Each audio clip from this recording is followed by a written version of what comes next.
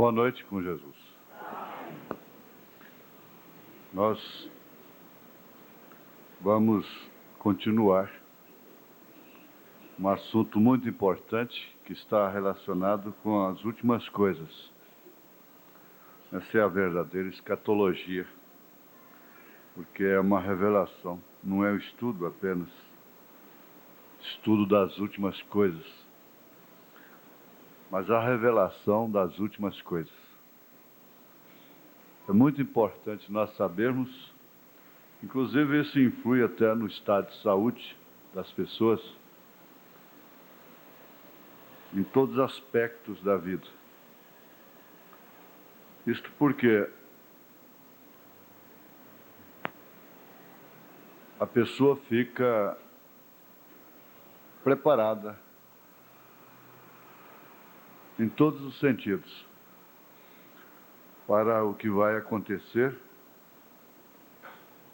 dentro em breve, que é muito importante.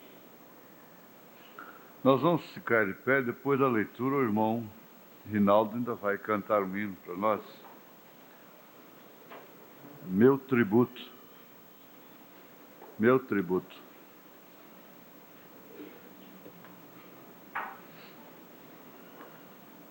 Do verso 1 ao verso 6, capítulo 42.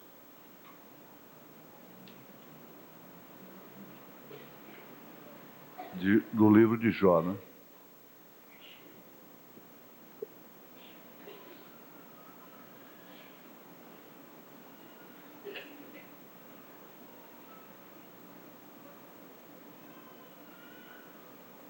Então respondeu Jó ao Senhor e disse: Bem sei eu que tu podes, e nenhum dos teus pensamentos pode ser impedido. Quem é aquele, dizes tu, que sem conhecimento encobre o conselho? Por isso falei do que não entendia, coisas que para mim eram maravilhosíssimas e que eu não compreendia. Escuta-me, pois, e eu falarei.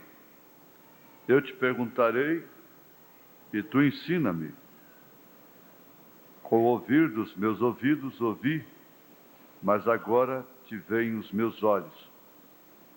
Por isso me abomino e me arrependo no pó e na cinza. Inclinamos nossas cabeças mais uma vez, ó Pai, para suplicarmos a Ti que Tu continues tendo esta grande benevolência, longanimidade, paciência com todos nós, até que cheguemos a esta conclusão que Jó chegou. Isto é muito importante para cada um, individualmente. Nós esperamos na Tua compaixão, na Tua misericórdia, em todos os passos da nossa vida. Sabemos que sem Ti nada podemos fazer, muito menos ser. Nós não somos nada sem o Senhor. Esforça a nossa coragem, acrescenta-nos a fé, vivifica o nosso espírito, dá-nos aquele despertamento, mesmo sem emoção, sem sensação, mas que traz aquela sensação de segurança, de definição da nossa posição, dos nossos passos aqui nesta terra. Em nome de Jesus Cristo, cura os que estão doentes, recompensa, Senhor, a cada um pela sua vinda aqui na Tua casa, esforçando a cada um deles para ter saúde, coragem, fé, ânimo no Espírito, enfrentar todas as suas etapas de fronte erguida. Em nome de Jesus Cristo, nós te suplicamos estas bênçãos, com perdão dos nossos pecados. Amém, Senhor. Amém. Assentai-vos, irmãos.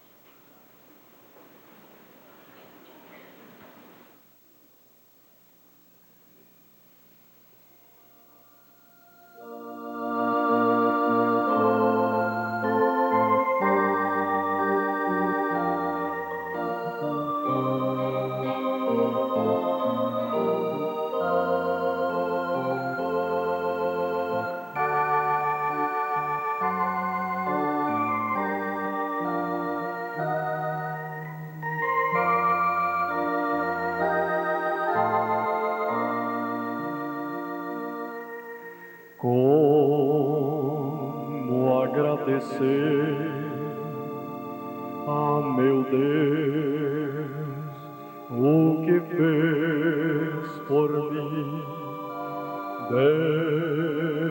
Bênçãos inauditas pra provar o seu amor sem fim. Nem anjos podem expressar a minha eterna gratidão. Tudo que foi e o que vier a ser aqui, eu agradeço a ti. A Deus toda a glória, a Deus toda a glória, a Deus toda a glória, pelas bênçãos sem fim, o seu sangue lavou-me, seu poder transformou-me. A Deus toda a glória, pelas bênçãos sem fim. Quero viver pra ti, sua vontade cumprir, o seu louvor cantar. Quero me entregar a meu Salvador, o seu sangue lavou-me, seu poder transformou-me. A Deus toda a glória, pelas bênçãos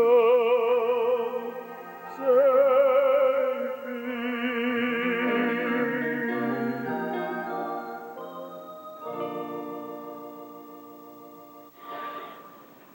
Eu gostaria de chamar essa mensagem de então.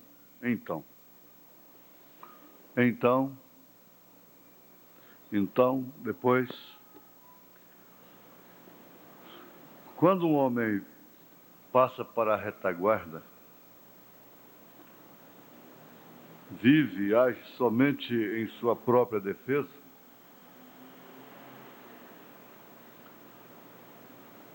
alguma coisa pode acontecer de mal com ele. Porque em certos casos, a melhor defesa. Agora, há muitas pessoas que chegam a ficar tão coagidas que elas passam a viver só em defesa, em autodefesa, defendendo seus sentimentos, seu nome, sua pessoa. O seu tempo todo é ocupado naquilo. Ela passa a ser egoísta, egocêntrica, porque vive somente em função de si mesma. Só se defender. Ela não terá tempo suficiente para fazer nada por alguém. Porque enquanto a pessoa está se defendendo, ela poderia estar fazendo, não digo atacando, mas realizando. Se todo o tempo de quem foi enviado por Deus aqui na terra fosse somente se defender, então a sua obra não seria consumada. Jesus Cristo chegou ao ponto que ele dispensou quaisquer defesas. apanhando a orelha do soldado, a qual Pedro cortou, amputou com a espada. Ele disse: mete a sua espada na bainha, guarda isso aí.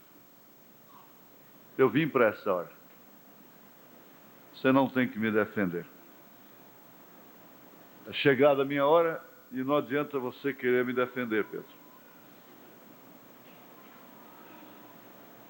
E ele próprio disse a Pilatos, o então governador, sempre então. Por quê? É um elemento do tempo. Chega sempre a idade do então.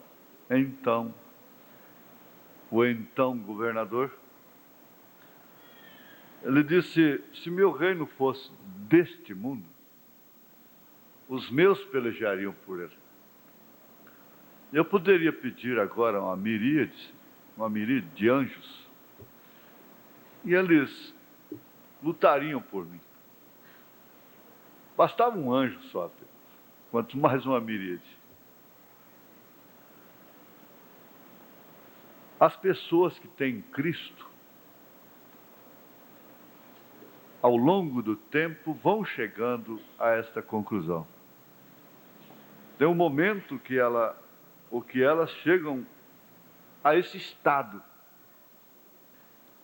Para essa hora eu vim. Então, na hora que o profeta de Deus estava lá entre as ferragens do carro, aquele acidente que ceifou a sua vida, ele tinha tanto poder quanto antes. Jesus estava com ele como esteve durante toda a sua vida. Mas aquela era a hora. Vamos prestar bem atenção, porque isso ajuda você, ajuda a mim, ajuda as pessoas que estão perto. Não é certo? Ajuda a igreja toda, até os que não estão presentes aqui, são ajudados pela sua atenção, por você ajudar em espírito. Então, Billy Paul, que bem conhecia seu pai, disse: papai, fala a palavra. Billy Paul sabia que aquele carro podia voltar ao normal, sem lanternagem alguma.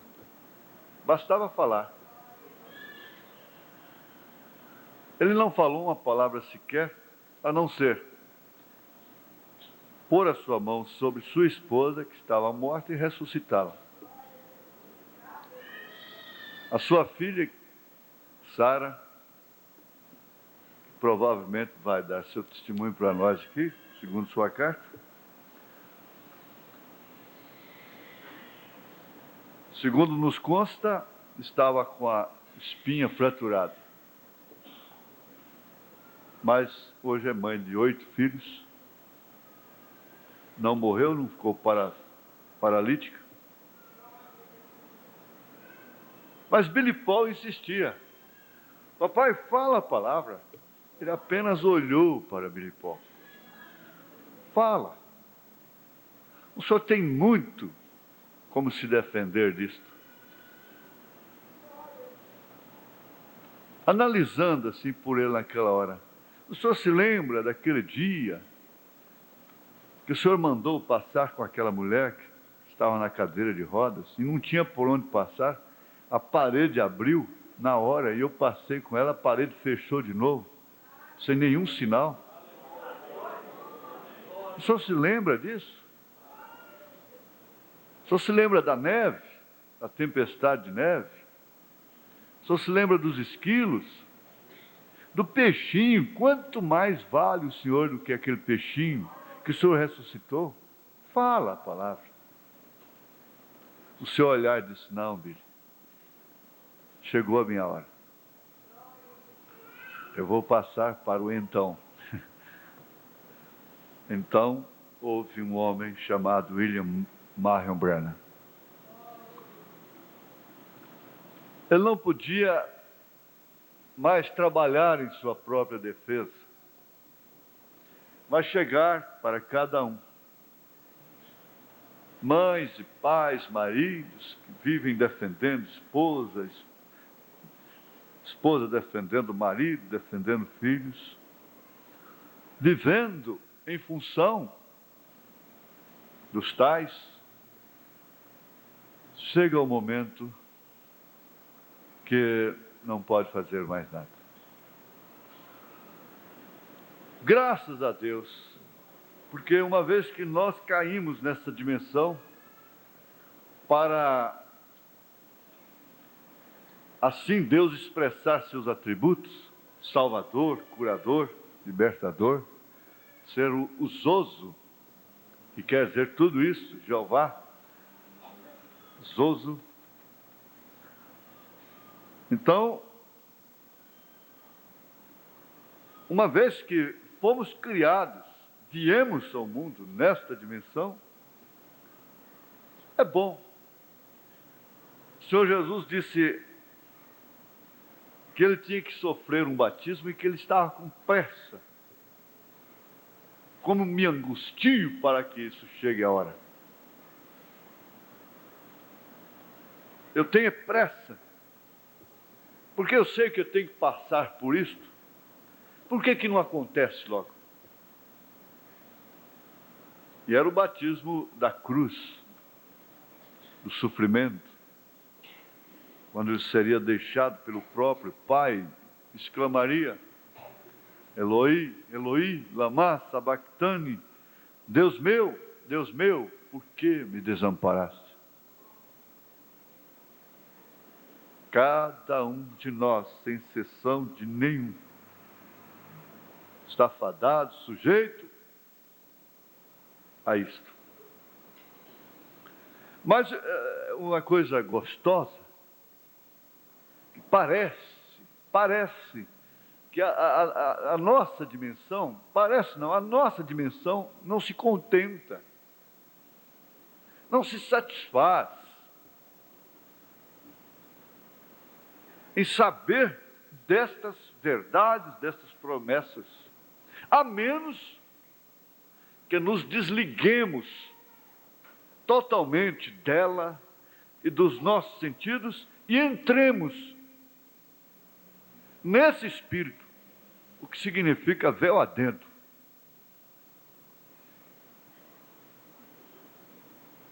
E nós passamos para uma situação quase que de inconsciência,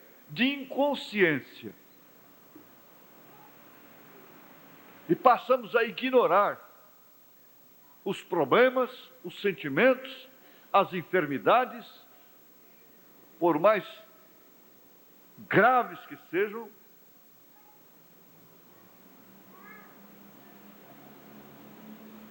e ignorar até mesmo as pessoas.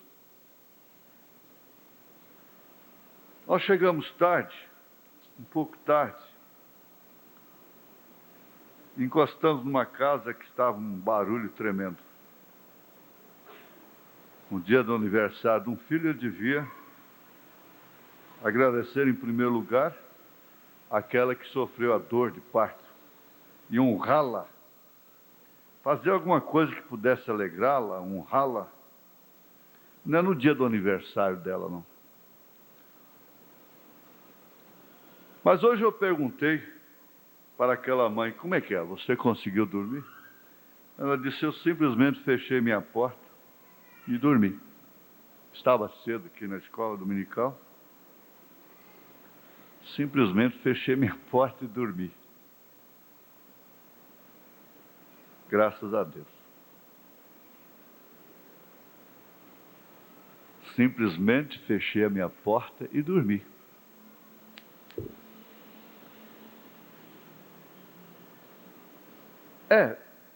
Isso é para isso, não é conformismo, não é dizer que tudo está bem, não é estar enganada, mas para mim isso significa estar véu adentro. Por quê? Não pode fazer nada, não pode mandar parar, não tem autoridade para isso. Não tem pulso para isso. não tem condição para isso, o que pode você fazer? Nada? Então feche a porta e durma. Feche a porta e durma. Porque logo você estará, então, minha mãe, então. Agora, vamos ver se realmente uma mensagem serve, substitui aquilo que os nossos sentimentos, os nossos direitos reclamam. Por quê? A mensagem é muito mais do que qualquer direito que nós temos aqui na Terra. Direito de ser pai, direito de ser mãe, direito de ser filho, direito de viver, de ser amado, de ser amada, ser correspondido, ser correspondida. Maior que tudo isso, é a promessa.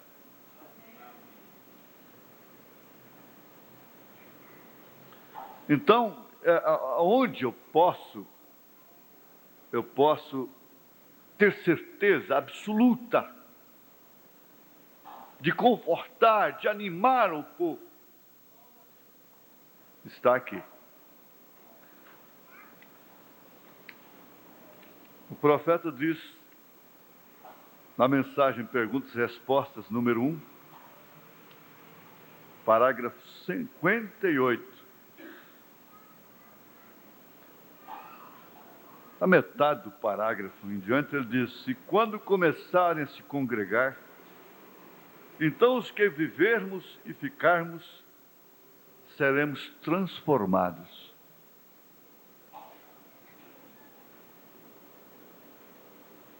Então, os que vivermos e ficarmos, seremos transformados. Mas a coisa já passou para o tempo, já está, a gramática já está no tempo do futuro também. Então, no passado e então para o futuro.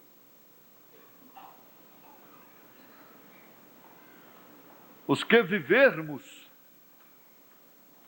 e ficarmos, seremos transformados.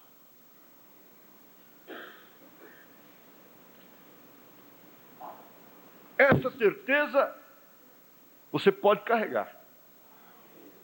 Você pode voltar para casa arrastando seus filhinhos, joga dentro do carro, põe dentro do carro, no ônibus, de bicicleta, seja o que for, sua esposa, você só que está sozinho. Onde você for, onde você vai, você pode carregar essa certeza. Inclusive, que nós estamos vivendo uma era exatamente na hora em que muitos dos nossos aqui não provarão da morte.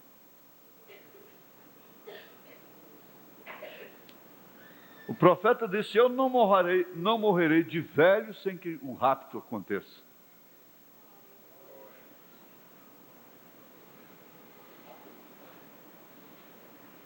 A coisa está mais próxima do que se pensa. Muito mais. Muito mais do que se pensa.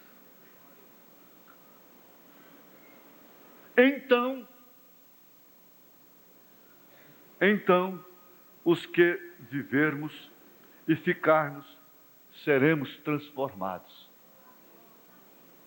Estes corpos mortais não verão morte, porém de repente haverá como que um súbito impulso que passará sobre nós e você será transformado. Hoje, depois da escola, atendi uma pioneira nossa que com 82 anos de idade, e em meio a seus derrames de lágrimas e queixas, caiu uma alegria nela. E ela pegou na minha mão e disse: eu creio que eu vou pegar na mão do senhor lá, do outro lado. E eu vou ser uma jovem, não vou ser, pastor. Se com 19 anos de idade, irmão.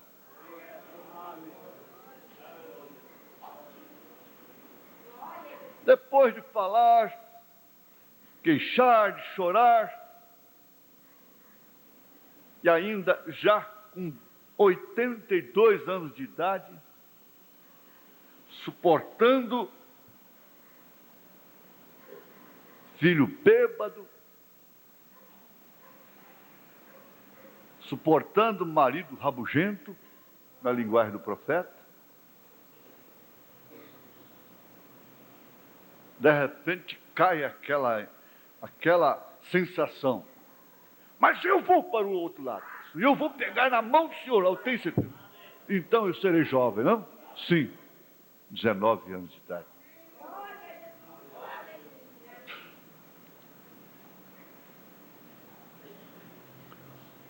A essas alturas o profeta disse: eu não posso ser um diabo levando o povo para os céus. Eu não posso ser um falso conduzindo as pessoas a esta convicção, a esta certeza. Mas ele continua aqui: então tornará como foi Abraão. Então tornará como foi Abraão.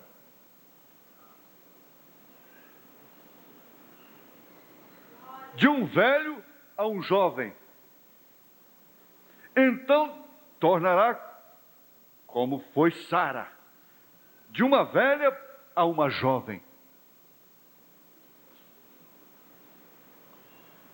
Se isto não é verdade, se isto não consola, se isso não anima, se isso aí não traz uma coisa que sobrepuja os sentimentos, nós somos os mais miseráveis dos homens. Melhor fora que estivéssemos lá no mundo, comendo, bebendo, jogando. Por quê? Não há consolo quando o Paráclito divino, Paráclito, advogado, consolador,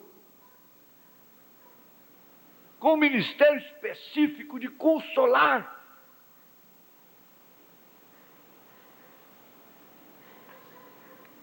A pessoa que tem o Espírito Santo é consolada. Uma evidência de que a pessoa tem o Espírito Santo é de que ela é consolada a ponto de se regozijar na tribulação, a ponto de fechar a porta e dormir.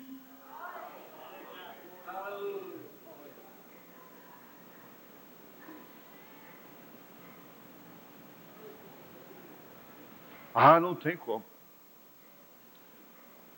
Paulo disse: consolai-vos uns aos outros com estas palavras. Isto quer dizer, por quê? Então,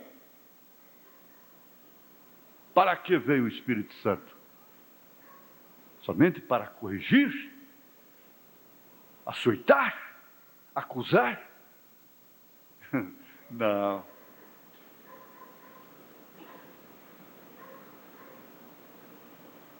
Ele diz: o que é esta transformação súbita? O que é isto? E então, depois de um tempo, depois que isso acontecer, você estará viajando como o pensamento. Você faz uma viagem e quando a gente chega, principalmente se labutou o dia inteiro na água, num barco, numa canoa, dirigiu, Você deita, então você fica vendo aquele céu, aquele panorama, aquele espetáculo. Vê até a lua de dia. Poucas são as pessoas que veem a lua à noite, hoje, quanto mais de dia.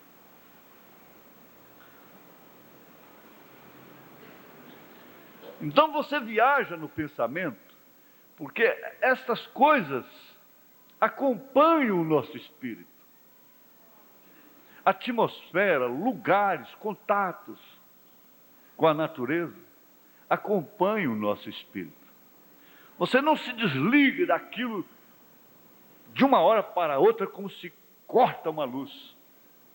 Não, aquilo te acompanha. É perigoso até uma hora você ir tocar e estar passando a mão nas cordas da guitarra, do violão, assim como quem está nadando, né? Aprendendo a nadar. É?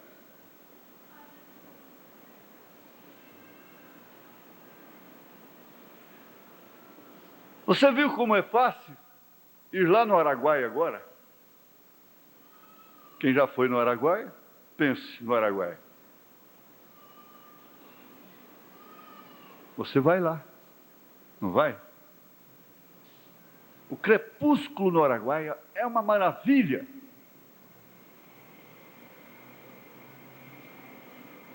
Você pode viajar olhando pelo retrovisor, vendo o crepúsculo, olha para frente, a lua está cheia, bonita.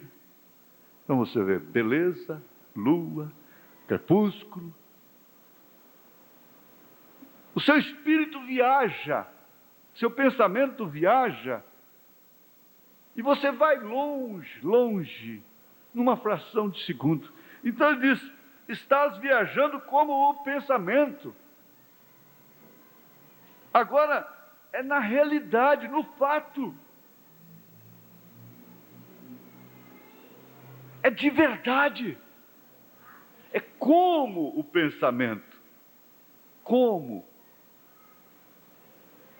A irmãzinha de 82 anos disse: olha, eu não posso vir na igreja à noite especialmente, porque, veja, tomar ônibus e coisas assim, meus filhos só traz de manhã e coisa. Mas então,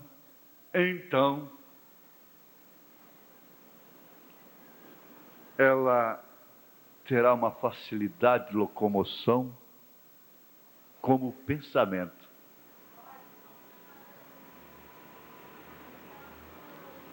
E então podes ver aos que já estão ressuscitados.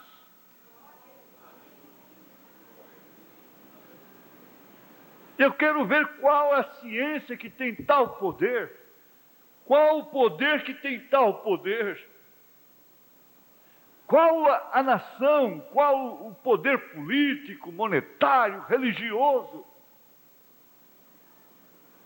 humano,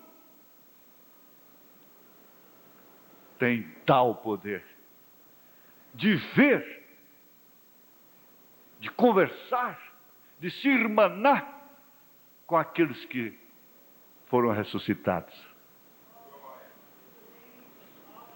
Agora, por que viver uma vida que constantemente diz: miserável, miserável homem que sou, miserável mulher que sou? Por quê? E então podes ver os que já estão ressuscitados. Oh, que hora! Então, veja, então novamente, então nos reuniremos com eles e depois seremos arrebatados com eles para receber o Senhor nos ares.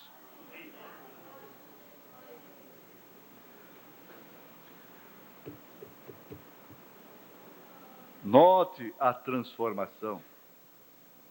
Estarão dois numa cama, um será tomado e outro será deixado, fica aí rabugento. Ao mesmo tempo, dois estarão no campo, um será tomado e o outro será deixado. Um na parte escura da terra e um na parte iluminada da terra. Nesta hora, o Japão está iluminado. Vem, será um rapto universal. Sim, toda a igreja estará junta então. Porém, depois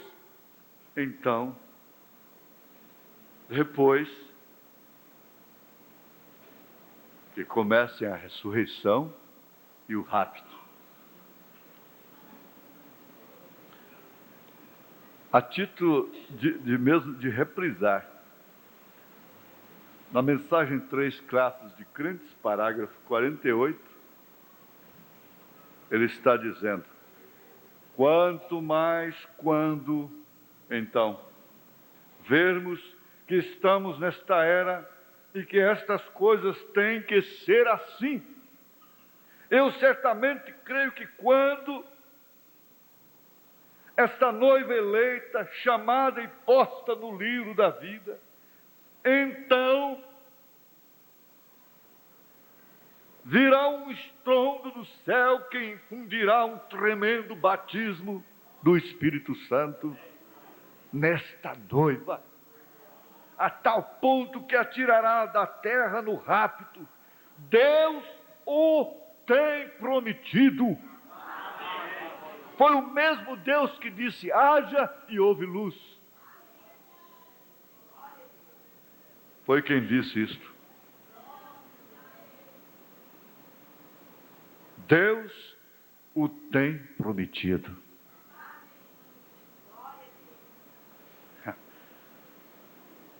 Então virá um estrondo do céu que infundirá um tremendo batismo no Espírito Santo nesta noiva. O batismo do Espírito Santo que caiu sobre os pentecostais, hoje é mistificado.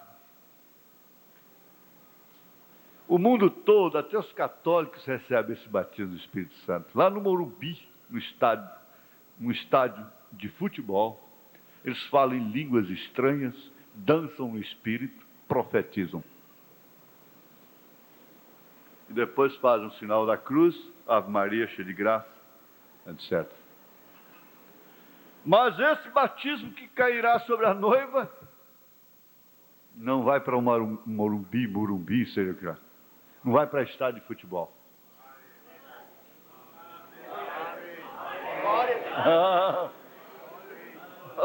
Não tem como ser mistificado, imitado, falsificado.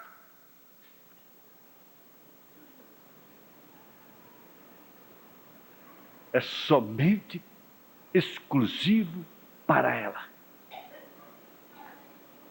Unicamente para ela. Ora, então, algum tempo atrás, quem falava línguas estranhas era um pássaro raro, tem o Espírito Santo. Quando não invejado, criticado, zombado, etc.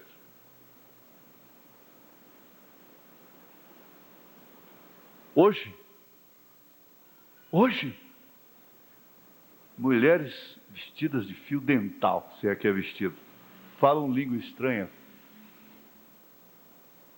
falando língua estranha e curando enfermos.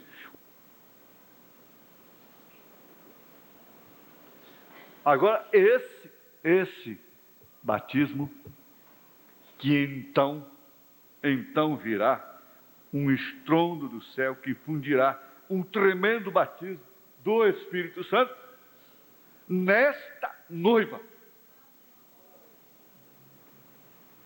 Eu pergunto, se essa noiva não está aqui, ela está onde? Lá na Batista, na Presbiteriana, na Católica? Para começar, eles não creem no precursor. Quem não creu no precursor João Batista, cortou seu pescoço. Rejeitou a salvação. João Batista disse: eis o Cordeiro de Deus que tira o pecado do mundo. Eles creram? Quem não crê no precursor não estará no rapto. É rapto porque será escondido do mundo.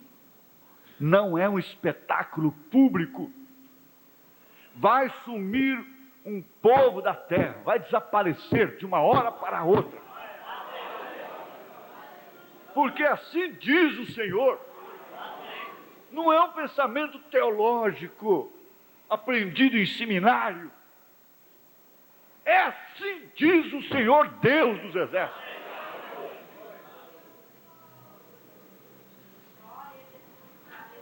Eu tenho que dizer isto com bastante ênfase. Se eu não cresce nisso, eu vou dizer para vocês, eu não estaria aqui mais, não. Isso é a minha única esperança. Se você tem outra, eu não sei. Eu não tenho. Eu não tenho como remedar, botar remendo novo no vestido velho. Não tenho como me consertar com essa ordem social diabólica. Não tem jeito. Para mim não há remédio. E aqui mesmo o profeta diz, naquela condição que Abraão estava, ele não podia receber o filho. Ele tinha que ser transformado. Ele tinha que receber esse batismo. Não é aquele batismo fazer o esposinho bonzinho, que adivinha o que a esposa quer.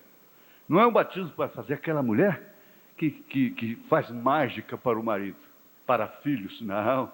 É um batismo para largar tudo isso aí. Para deixar. E esse batismo vai quebrar todo sentimento, todo sentimentalismo. Siló não representa a noiva, mas ele tem uma atitude que fala muito a respeito dela. Que quando a sua mulher olhou para trás, ele nem sequer olhou para ela. E Jó também deixou esse exemplo. Agora pense nisso. Esse batismo virá sobre, então virá sobre esta noiva, a tal ponto que a tirará da terra no rapto. Meus visitantes, pensem nisto um pouquinho. Eu estava pensando hoje, gente, como eles estão apurando os políticos. Eles chegam a dizer, é para tirar o joio do meio do trigo. Quem que é trigo aí, gente? É tirar joio do meio do joio. O presidente que nós temos, que tivemos, é um produto do meio, é um produto do povo, é um produto de catolicismo misturado com espiritismo, com protestantismo, essa salada mista, essa coxa de retalho que fizeram. É um produto do meio. Então vamos tirar o joio do meio do trigo. Aí vamos ter só triguinho, batendo a folhinha, né? Beleza, inocência, cegueira. O Deus deste século tem cegado o entendimento dos homens. É bom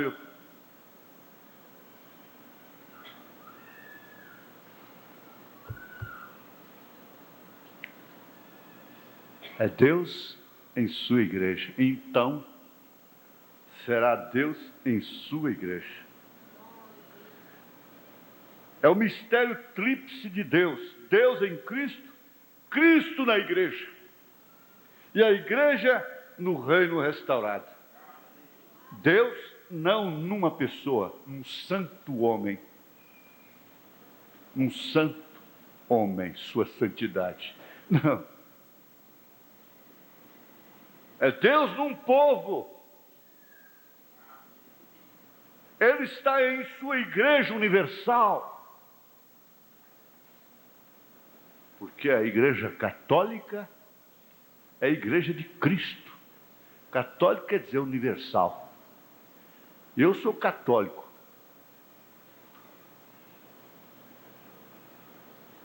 Eu sou apostólico. Inclusive eu tenho o batismo e batizo em nome do Senhor Jesus Cristo, que é o batismo dos apóstolos.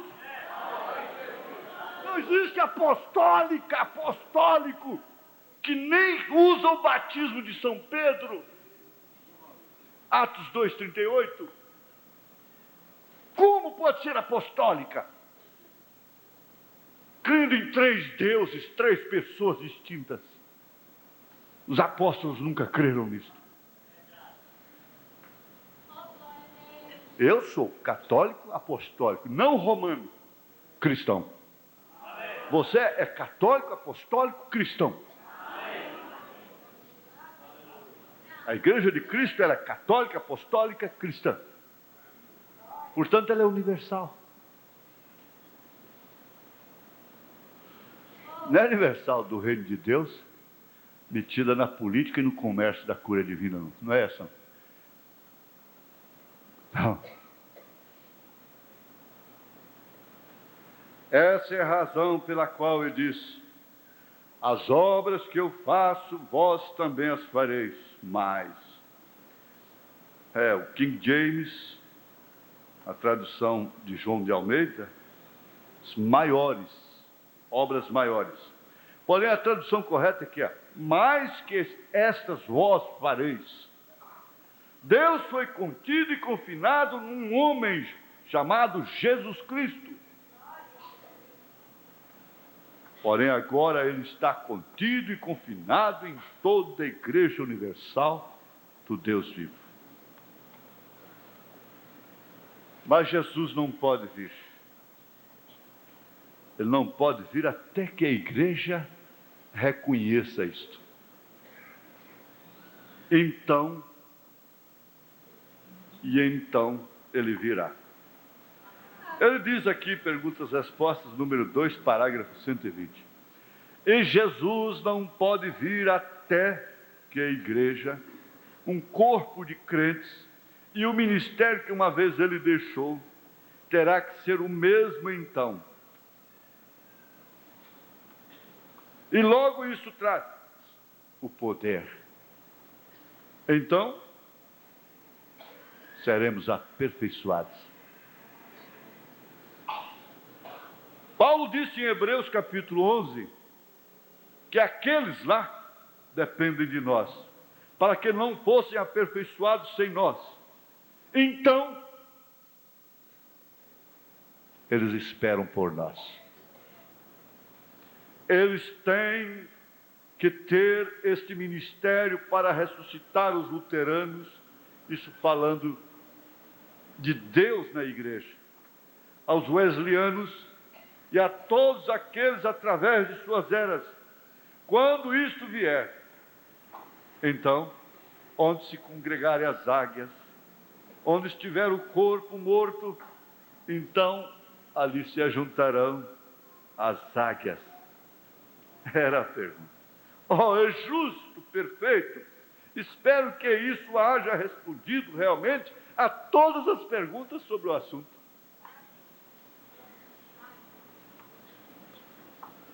Ele disse: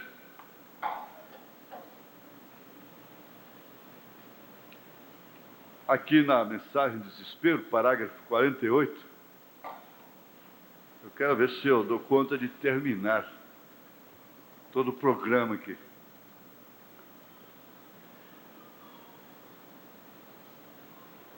Ele diz: logo à conclusão de cada mensagem vemos a obra do Espírito Santo descendo visivelmente ante as pessoas, e ainda se tem deixado fotografar várias vezes, está aí para testemunho, não para ser adorado, essa coluna de fogo. Temos visto isto operando, mostrando que não é obra de homem, não é somente algum pregador, não é certa congregação, porém é o Espírito Santo mostrando a mesma coisa que mostrou quando morava no corpo do Senhor Jesus Cristo. Porém, agora está morando no corpo de sua noiva.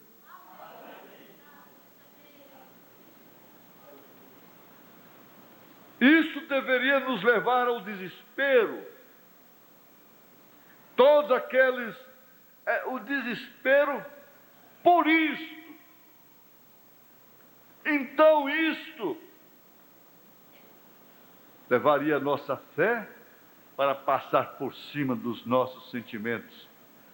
Todos aqueles, Israel, que viram a mão de Deus na noite da comunhão, eles o tomaram em desespero porque sabiam que algo estava por suceder.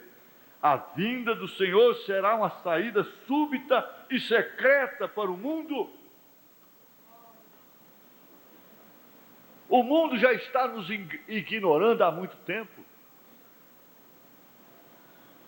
Ele virá como ladrão de noite e levará a sua noiva. E só o pensar que alguém desapareça de repente, até poderiam ser alguns membros de nossa própria família, e nós achamos ficado atrás. Isso nos deveria levar ao desespero, para que pela graça de Deus não sejamos deixados atrás.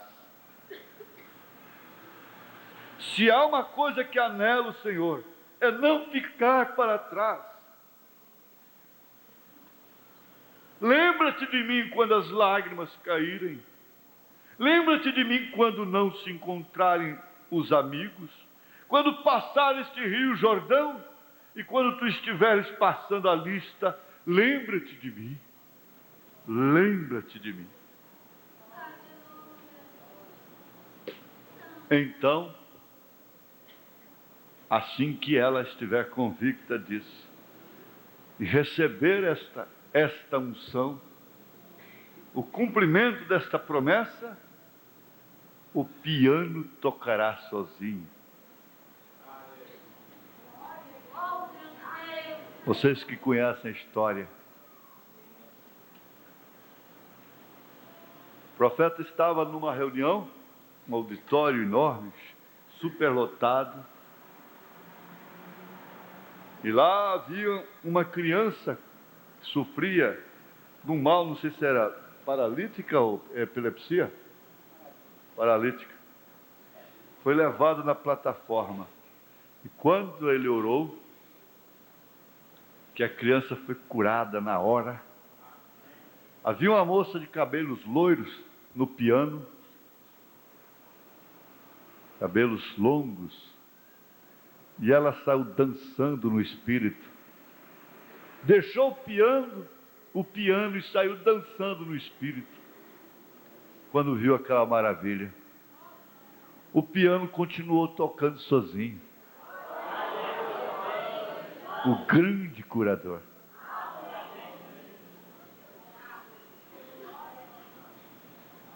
Quando você entender isso, você vai fechar as portas e dormir.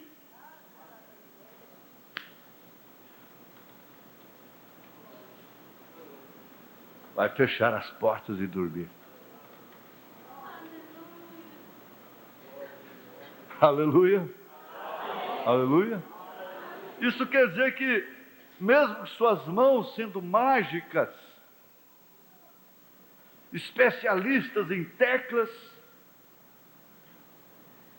serão dispensadas. Ele próprio vai tocar. É dinâmica.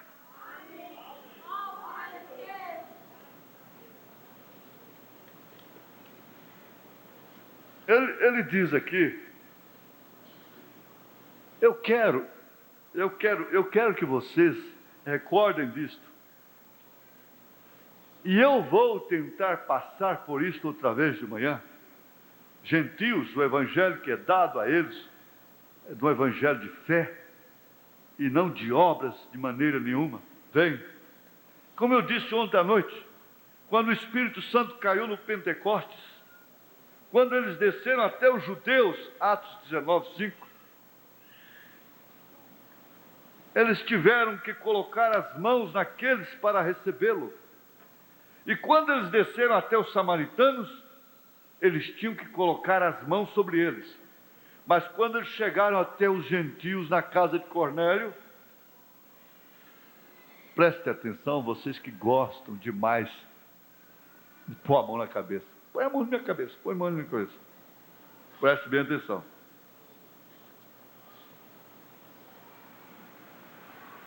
Mas quando eles chegaram até os gentios na casa de Cornélio, enquanto Pedro falava, então,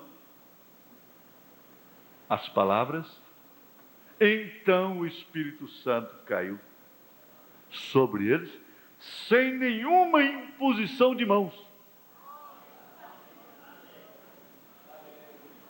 Como é que pode agora os pentecostais fecharam as portas, pôr a mão na cabeça da pessoa e tem que sacudir aquela pessoa e glória, glória, glória, glória, glória, glória no seu ouvido, até ela falar glória, glória, glória, glória, glória, glória, glória, glória, glória, até enrolar a língua? Eu não tenho que zombar disso, muito menos você, diz o profeta. Mas isso não é batismo com o Espírito Santo.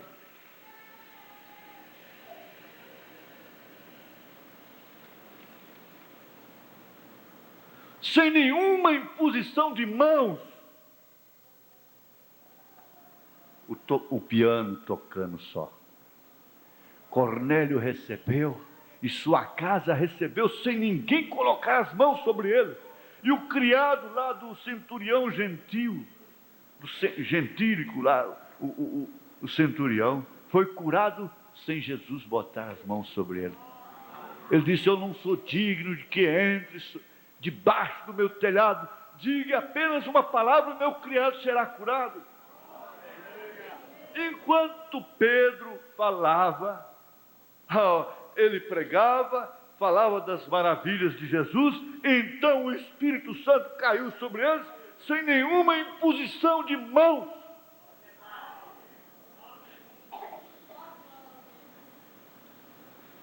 Quando a garotinha morreu, a filha de Lázaro, ele vai fazer, de Jairo, ele vai fazer menção disso aqui. O sacerdote disse: venha e coloque as mãos nela e ela viverá. Mas quando o centurião romano gentil disse: não sou digno para que tu entre debaixo do meu telhado, diga a palavra, é isso, vem. Então a igreja noiva vai ter fé na palavra. Na palavra falada.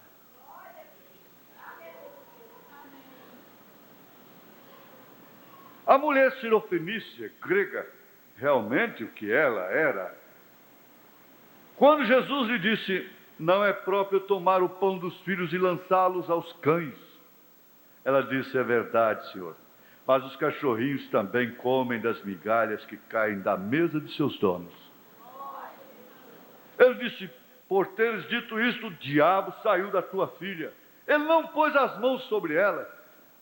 Ele disse: diga boas coisas então. Diga algo bom a respeito de alguém. Diga algo bom a respeito das pessoas. Falemos de Cristo. Diga algo verdadeiro, algo real.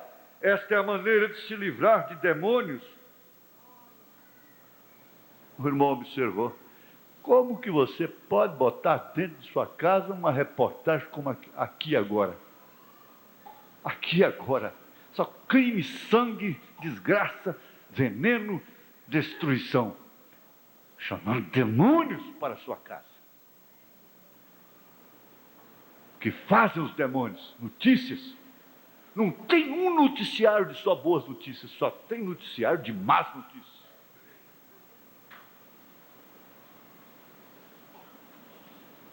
Os jornais estampam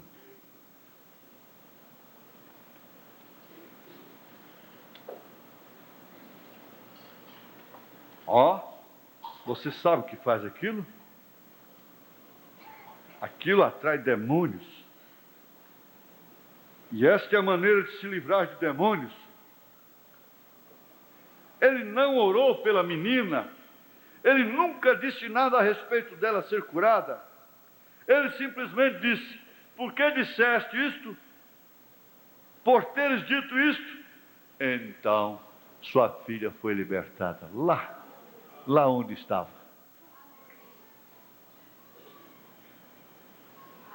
Parece que nós ficamos até tristes, não é, com uma mensagem dessa.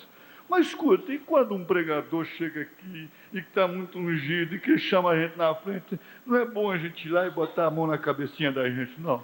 A gente fica com dó, né? De largar, deixar para trás. Se a gente estivesse lá no deserto, a gente, não, vou ficar aqui está bom, aqui tem cordoniza, aqui tem água, vou ficar parado aqui. Não, mas aqui ainda não é terra prometida, não. A coisa melhor está lá na frente, vamos!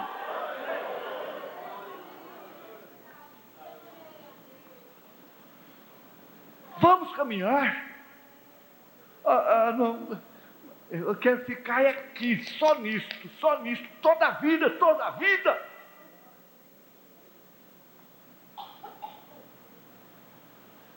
Não é exortação, é estímulo para caminhar. Ele disse: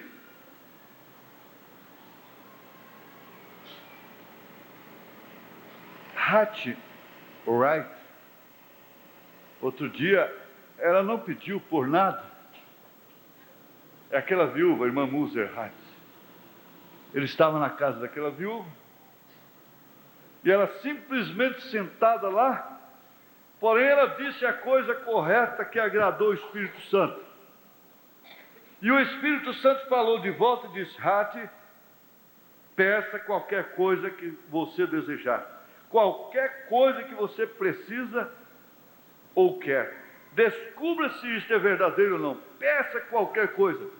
A cura de sua pequena irmã aleijada, sentada lá, toda encolhida, $10.000 para não precisar de pegar mais na enxada, lá em cima, nas colinas, viúva, que vivia trabalhando na enxada.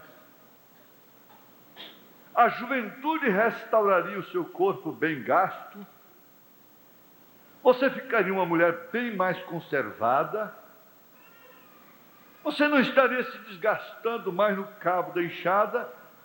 Então, você poderia ser até mais jovem. Seja o que for que você deseja pedir, peça agora mesmo. Se isso não vier para lhe dar aquilo nesse instante, então eu sou um falso profeta. Jesus disse: diga a este monte, e você tem ouvido a respeito do que tem acontecido. Este é o ministério que estamos entrando. Estamos lá em cima na estrada agora, logo a vinda do Senhor Jesus, e temos que ter a fé do rapto na igreja, para que ela possa ser transformada num abrir e fechar de olhos para sair, ou nós não iremos. Mas não preocupes, isso estará lá. E quando o poder desta igreja levanta, isso traz seus irmãos, o poder daquela igreja traz os outros irmãos, então haverá uma ressurreição coletiva, e estamos procurando por isso. E então a viúva, irmã Hattie, disse: eu quero a conversão desses filhos. Ele não botou a mão sobre eles, ele apenas olhou para eles, e eles começaram a chorar.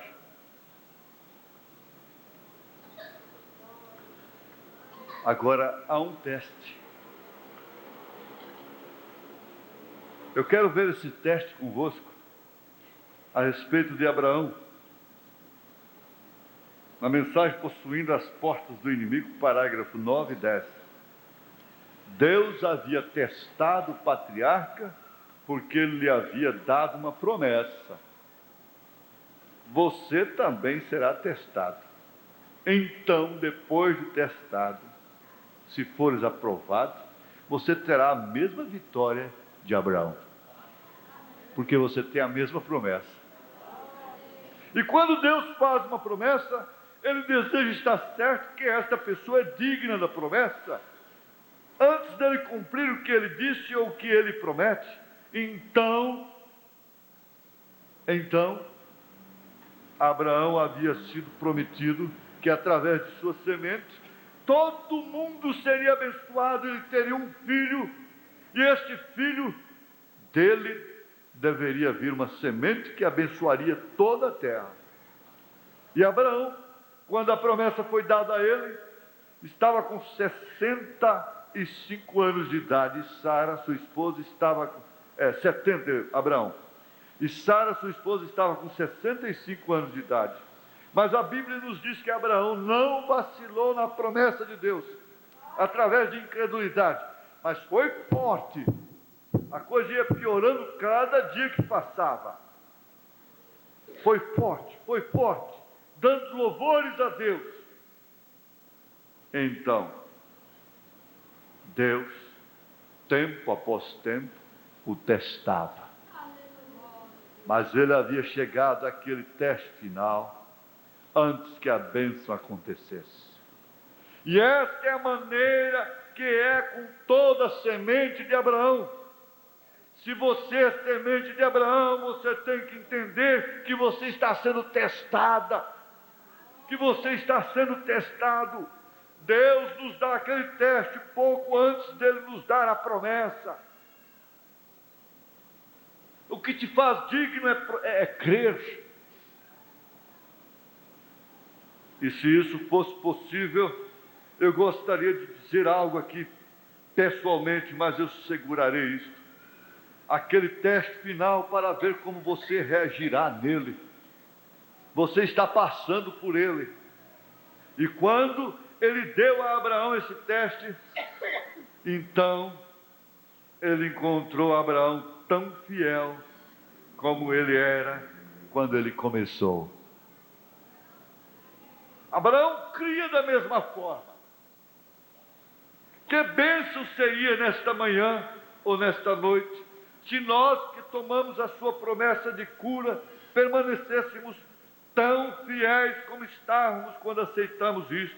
Não importa o que o médico diga, não importa o que o médico diga, simplesmente permaneça crendo.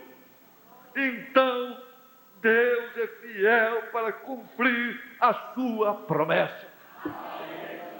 Aleluia, glória.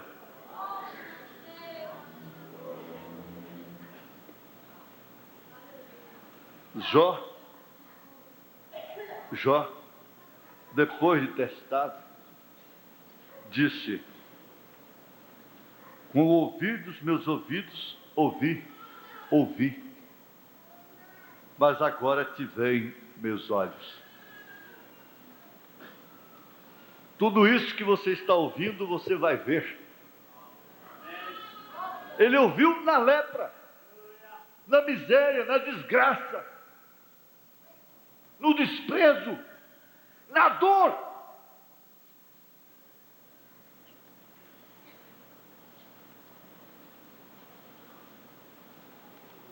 Ele estava ouvindo todo o tempo.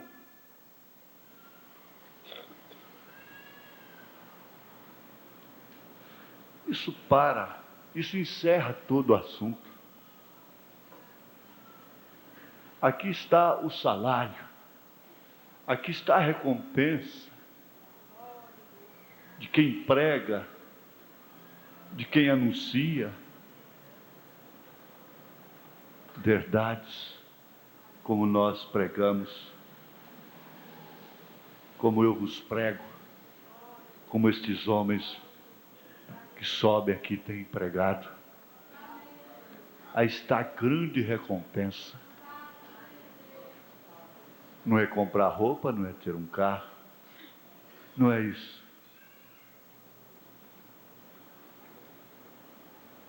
É ter certeza absoluta, de que aquilo que você está ouvindo, mesmo estando na lepra, você vai ver com seus olhos. Você vai ver essa santa Jerusalém com seus olhos.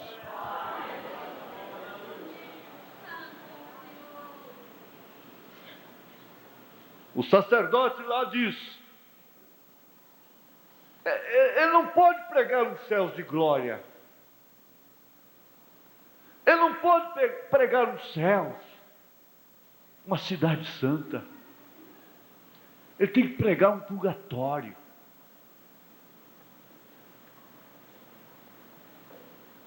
Por isso tem que ficar aquele mau cheiro, aquela coisa terrível de vela queimada, dia de finado, que nojo é o cemitério, devia dar pavor aquilo. Por que não vai no cemitério fora de dia de finado? Levar uma flor, uma rosa, estar em memória com aquele que está sepultado ali. Mas tem que ser no dia do paganismo,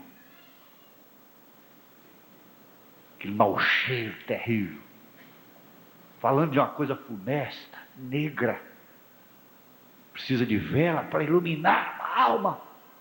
Jesus disse: eu sou a luz do mundo, eu não sou vela, eu não sou vela. Se dá um cacófono, não importa, eu não sou vela, eu sou a luz do mundo, eu brilho mais que o sol, quem me segue não anda em trevas. Então você vai chegar lá com a velinha na mão, à custa de velas, à custa de reencarnação.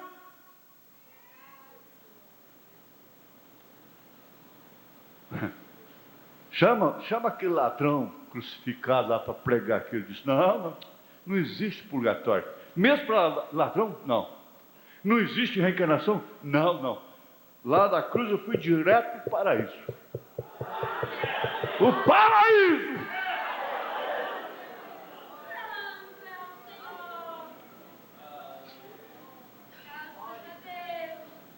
Isso aí é doutrina de segunda mão. Isso aí não é evangelho de primeira mão.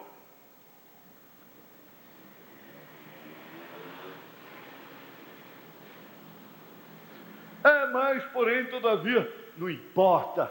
Importa o seguinte: quem entrou nessas portas aqui, ouviu verdades.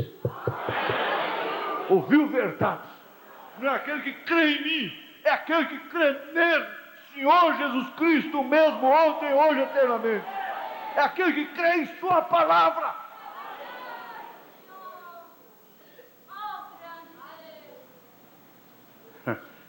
Então, Satanás. E então, Satanás? E então, acusador? E então, murmurador? Conspirador, adversário? E então?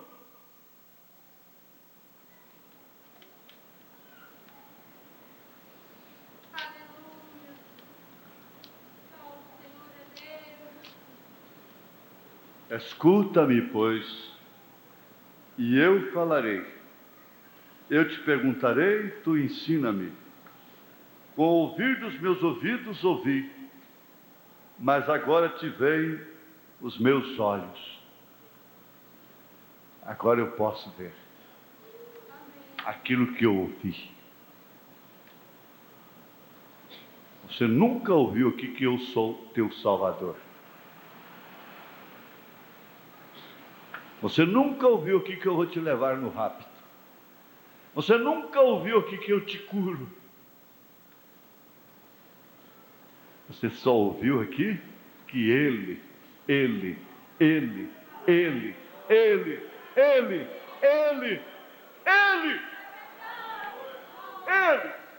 quem? Ele quem? Amém. E então, Satanás? E então, doença? E então, câncer? E então, doença no coração? Chaga? E então, diabetes? É a palavra. Você ainda quer que ponha as mãos sobre você depois de uma mensagem dessa?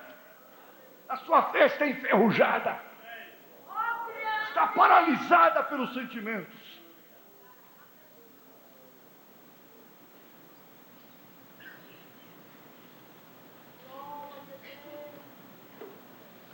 com ouvidos, meus ouvidos ouvi, mas agora te vem.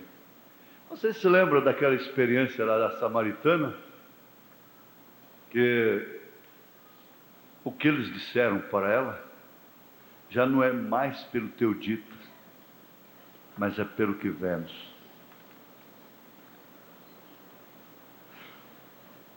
Tão certo quanto esta luz está brilhando, o rapto vai acontecer. O arrebatamento vai acontecer. Tão certo existe como existe uma Goiânia cheia de esgotos e de baratas, de córregos gambazolinos. Tão certo como existe uma Rio de Janeiro chamada, entre aspas, cidade maravilhosa. Maravilhosa? Cheia de esgotos, de crime, de magia negra, de tráfico, de prostituição, de praia infestada, de mulheres perdidas, sem salvação. Tão certo como existe uma Paris chamada Cidade Luz, com a sua torre histórica pendida, dizendo: um dia eu cairei. Tão certo como existe uma Nova York que se garba, uma Tóquio, existe uma Jerusalém, uma santa Jerusalém, que nunca será pisada por médicos, por advogados, por delegados, por polícias, por políticos. Nunca será pisada. Cidade sem esgoto.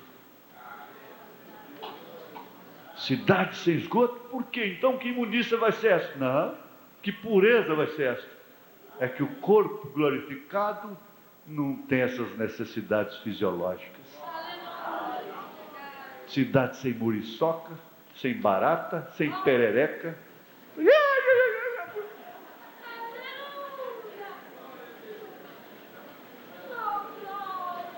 Aleluia! Aleluia! Essa é a nova Jerusalém, pela qual Abraão, nosso pai, peregrinou. Ei, glória! Aleluia!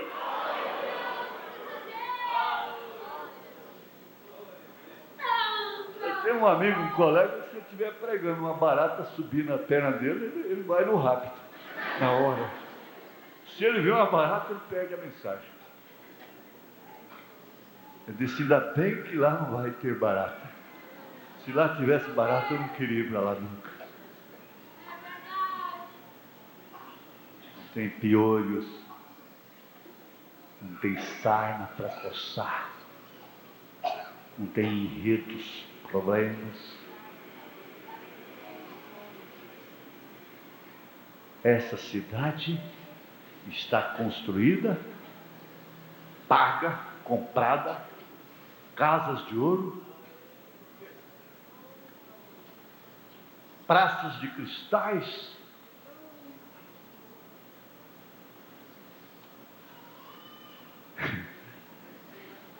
aleluia, na casa de meu pai há muitas moradas, e eu vou vos preparar lugar. Se não fosse assim, eu não vos teria dito. Paulo disse: isso não é verdade? Nós somos os mais miseráveis dos homens. Então, quando nós nos assentarmos ali, naquela mesa de milhares e milhares e milhares de quilômetros, tem que haver lágrimas. Lágrimas de gratidão. Gratidão, gratidão, somente gratidão. Mas assim mesmo ele vai enxugá-las, dizendo: não, aqui não. Aqui você fechou a porta. Você não está não toma nenhum conhecimento do que há lá fora, lá embaixo. Aqui não. Aqui não é lugar de chorar mais. Amém? Inclinemos nossas cabeças. Senhor, isso é tudo. O que temos mais que falar? Se há alguma pessoa que gostaria de falar, com sua atitude de vir aqui na frente, dizendo, a sua atitude, com essa atitude ela está dizendo, eu creio nessa cidade, eu creio nessa palavra, eu quero ser batizada em nome do Senhor Jesus Cristo. Então vem aqui para frente, se você desejou, é claro, se você chegou a esta conclusão. Aí você diz um dia, e então eu fui no tabernáculo, e lá eu ouvi palavras que são verdades, e então eu fui na frente, e então eu fui batizado em nome do Senhor Jesus Cristo. E então eu passei também a esperar com aquele povinho a hora do arrebatamento, a hora do rapto. Amém? Muito bem, o Senhor te abençoe. Senhor Jesus, esta vida é preciosa aos teus olhos. E ele gostou da tua palavra, ele creu na tua palavra, e agora ele declara que é mais um dos que estão esperando a hora do rapto, do arrebatamento. Que a sua esposa também seja um dos tais, em nome de Jesus Cristo. O Senhor aceite a declaração, o testemunho desta alma e abrace o gostoso agora, em nome de Jesus Cristo. Amém. Amém. Deus abençoe.